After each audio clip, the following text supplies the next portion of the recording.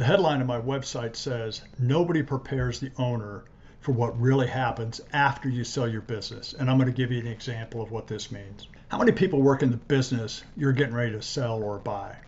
25, 50, 100, 200, more? So what happens to these people after the sale? You know, the ones making an hourly wage or modest salary, taking the calls, making the sales, running the processes, serving the customers, dealing with problems, handling the administrative and operational issues, you know, the people that actually make the business work. What happens to them? How many of those people do you think you can do without? How many of these do you think are simply replaceable or interchangeable pieces in the business? 10%, 20%, maybe more? Why have these people stayed together in the business for years and still working there? Money, loyalty, sense of purpose, just a job, and maybe you don't really know, but they just stay. When you sell your business, how do you think they feel? What do you think they think? Do you have any real idea? And is your idea based on fact because of the dozens of companies you've been around after they were sold, or is it just what you think? Think about the structure of your business, all right? You got C-suite, executive team, maybe mid-level managers, supervisors, office admin, revenue producers, or whatever you call the ones that actually are the product that your customers pay for. Once you get below the executive team and a couple of mid-managers or supervisors, nobody really cares that much about what happens to the rest of the people after the deal is done. Trust me, the buyer only cares whether or not the business they just purchased is going to keep performing. That's it. It's a financial transaction, an investment, and that's simply all it is. Most owners don't believe this when I tell them that until they've experienced it, and then they understand.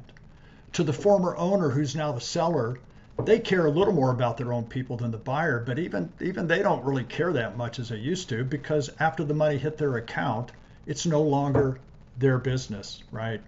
And emotionally, they feel this and they know it. They sold their business, they cashed the check.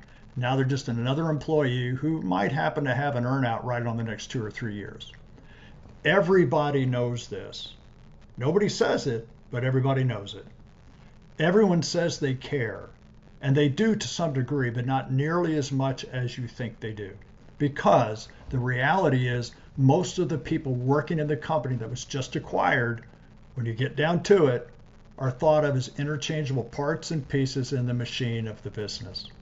They're just names and costs on a census. The hourly employees making, 25, 30, 35 bucks an hour, maybe the ones making a modest salary, the vast majority of your business are these people. These are the ones that are important enough to keep for continuity after the sale is announced, but not important enough to be considered irreplaceable. Remember, the buying company's job is not to run your business operationally, but to increase the value of the investment they just made, which is your company. This is their job and their responsibility, and there's nothing wrong with it, provided that you as the seller understand. And the first thing the buying company will want to do is evaluate all the employees for production and value based on their industry headcount ratios or metrics. Some are going to call it stack ranking the employees top to bottom. Can we live without them? Can we consolidate 2 roles into one? Are we getting full production from everyone? And if not, the answer might be to try to work with these people and get them up to standards, which rarely works, meaning the actual real answer is usually a reduction in force, layoffs. We got to get the costs in line.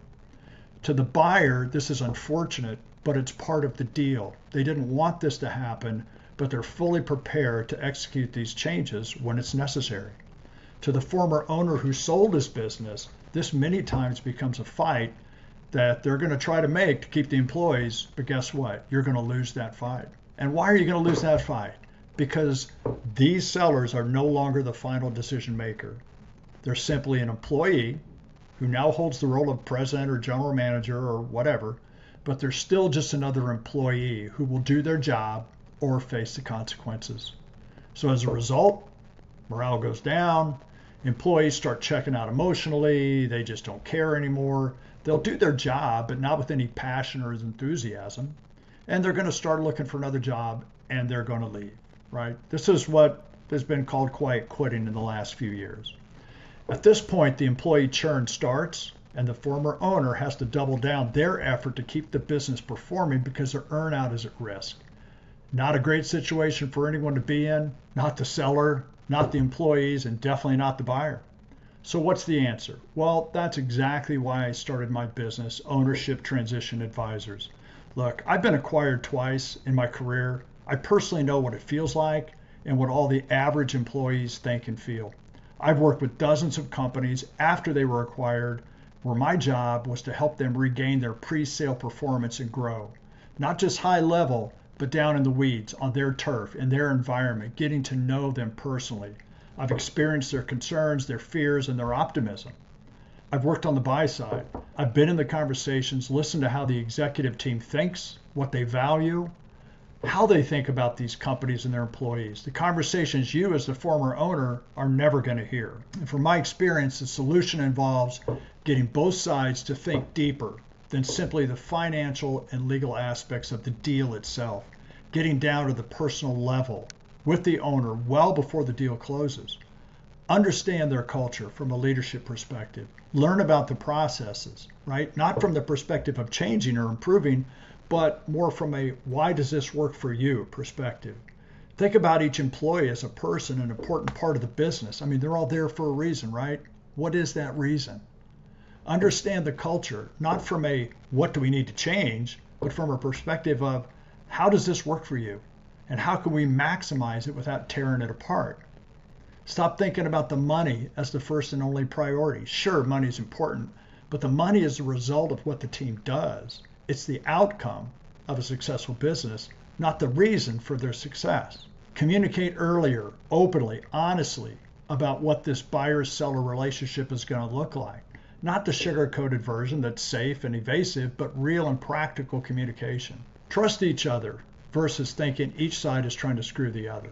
You know, a rational person would think these things are all no-brainers in the sale or purchase of a business, and yet you'd be surprised to know they are not near as important as they should be. And that's why I created OTA. If you're interested in learning more about how I might be able to help you, you can always message me through LinkedIn. You can send me an email through my website. The links are always going to be below. We can usually decide on a 15-20 minute call if it makes sense to work together with your business transaction. Thanks again, and I'll see you next time.